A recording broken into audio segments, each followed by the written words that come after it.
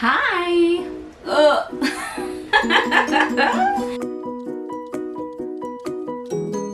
Hi! Welcome! My name is Jasmine and this is my first booktube video ever. Yay me! I am super nervous, so if it gets really chaotic, it's completely on me. And honestly, that's just how it is, I guess. I don't know. I don't know how it's gonna go. Today, I wanted to do a September wrap up because September is my favorite month. I think I got a good chunk of books read. Normally, I don't read that many books in a month. Maybe, if we're lucky, like one a week. Because I am a slow reader and I do tend to read bigger books. So yeah, it is what it is. You know what I'm saying? So let's get going. We've got Julie and Julia first. I was obsessed with this movie. The food porn in the movie is just, I wanted to cook everything that I saw. And I'm not even a good cook, but I wanted to. And I thought reading this book would just give me the same, comfy, gooey feeling. And it kind of didn't. It kind of didn't do it for me.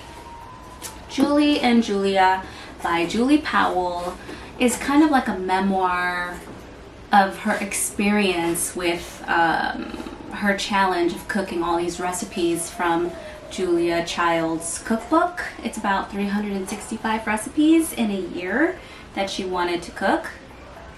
Now I could be wrong about that. It's got to be way more recipes, but it's 365 days that she had to cook them all in, like a year challenge, which is really wild. It's set in the early 2000s, so it's a bit nostalgic in a sense for me because I'm an oldie. And I thought it was okay. She was kind of weird. I didn't know if I liked her or not. You know, she was kind of whiny and a little bit annoying. And if I don't like a character, sometimes I tend not to finish the book. I have to like the character.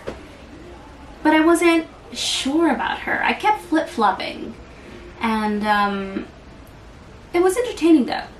You know, I liked seeing her work through the challenge and persevering, you know, through the hurdles that any challenge has. So that was good. And that's why I gave it a 3 star. 3.5? No, I'm gonna stick to 3. 3 stars. Julie and Julia. It's okay. I would watch the movie. Just watch the movie. Okay, moving along. Next we have Children of Chicago by Cynthia Pelayo. It's supposed to be a horror story based on the fairy tale The Pied Piper. Children are being killed, children gone missing, and there's a detective trying to solve the murders, engulfing herself. Not engulfing, immersing herself. Ugh. You okay? Immersing herself in the mystery, in the fairy tales, and all in the backdrop of Chicago. It's a really great love letter to Chicago. So many great places that are highlighted, like Humble Park, Millennial Park, and all those great areas. So it was nice to see. That I really loved. I loved that Chicago was really represented and people of color were represented, being killed, but they were there. I just wish that it was a little bit scarier. It's kind of more of a horror thriller than horror. I'm used to maybe a little bit more like body gore and stuff. But it was okay. It was a good horror thriller mystery type of thing, and it was fun. It was fun for what it is. It's alright. It's alright. That's why I gave it a 3.5 star.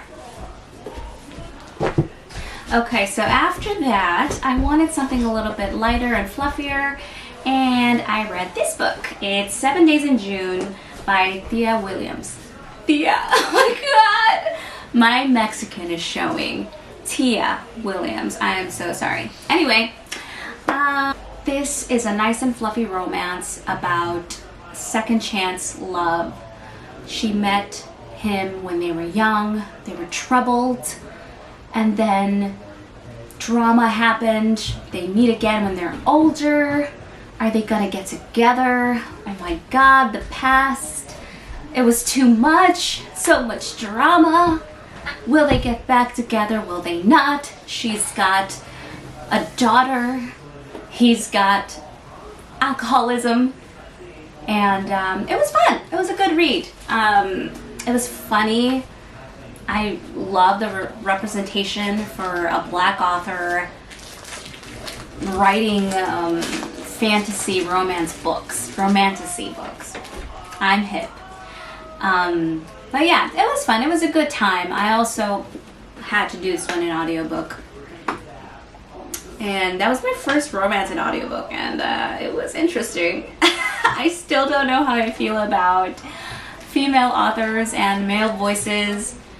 But, you know, you suspend your disbelief and you just get on with it. It was good. 4-star. Next book is Betty by Tiffany McDaniel. This is a literary fiction based on her family, I believe. She's half white, half Cherokee. It's set in the 50s, growing up all the way to the 70s. Little girl starts at 7 years old, and it's just heartbreaking. This is definitely a 5-star for me. I would recommend it to anybody who will listen. If you love a good coming of age story, if you don't mind crying, if you don't mind reading about trauma, then this is probably something for you. Oh man, it broke my heart. I cried like 3 times, and I yelled out loud like twice. My husband was very worried. But again, it also makes you laugh. It hugs you, and then it freaking just hits you right across the face. I loved it so much. It's been a hot minute since I've read something that's really just touched my soul, and it's gonna stay there for such a long time. Definitely recommend. It's gonna be one of my top books of the year for sure, and maybe top of just my favorites of all time. It's so good. 5 stars for sure. Okay, well, mom life. I've got my son here. The joy of my life. Anyway, next book to discuss is Stephen King's Under the Dome. Oof, this took me more than this month to finish. It took me like a month and a half, but it was well worth it. For 1,072 pages, the pacing was just so on point, you know, it never lulled. Sometimes with big books, and I have read my share of big books, there are lulls that you're wondering, like, does that need to be there? Does it add to the story? Maybe to the world building, but to the plot, not so much. And this, totally not even an issue. The plot just kept going, and the characters were amazing. I think Stephen King is just really great with caring about his characters, their backstory, and he just knows them so well. And I think that's part of the reason why 1,000 pages just kind of flew by, because the story was so good. It's look at me, just rambling about the story. You don't even know what it's about. Okay, synopsis real quick. It's just about a giant dome that all of a sudden just drops on this town in Maine, and they're left to their own devices. You know, they can't leave the dome. Air barely goes in, so there's climate to worry about, there's electricity and food supplies that they have to worry about, and this actually just happens in the span of a week, and things just get so crazy so quickly. It's just amazing. It's a long book, but it's well worth it. If you're up for a challenge, if you're up for a journey, this is the book for you for sure. I gave this 4.7 stars, and I knocked a couple points because, listen, I love Stephen King, but sometimes he gets a little racist, and there aren't even any black people in this book. Let me just tell you, no black people, no Mexican people. Well, yeah, I guess there are, but he does get unnecessarily racist. And there's some weirdness with some prepubescent girls. It's just me. I caught it because I've read a lot of Stephen King, and it's just a thing that I noticed. And that's why I knocked it down from 5-star to 4.75. Because those are just unnecessary sentences. I don't want to say what it is, because I don't want to take away from this book. It's really good, and you should read it. Stephen King, I love you, baby. Okay, finally, we have Assistant to the Villain by Hannah Nicole Mayer? Anna Nicole Mayer. It was very cute. I did not finish this, and this is a recent thing for me. I usually hate DNFing a book. I like starting a book and completing it, even if it's bad. But recently, I've decided that life's too short. There's so many books out there, and I will not be able to read all of them. It breaks my heart. Isn't that horrible? There's so many books, so little time. Yeah, if you know where that's from, you know. But I DNF'd this book. It was just a little too fluffy and cozy for me. Isn't that crazy to say? Too fluffy, too cozy. It's just, it wasn't what I needed at the moment. After reading Under the Dome and Betty, I guess my mind was in a little bit more in-depth place. And this just didn't do it for me. It's very cute.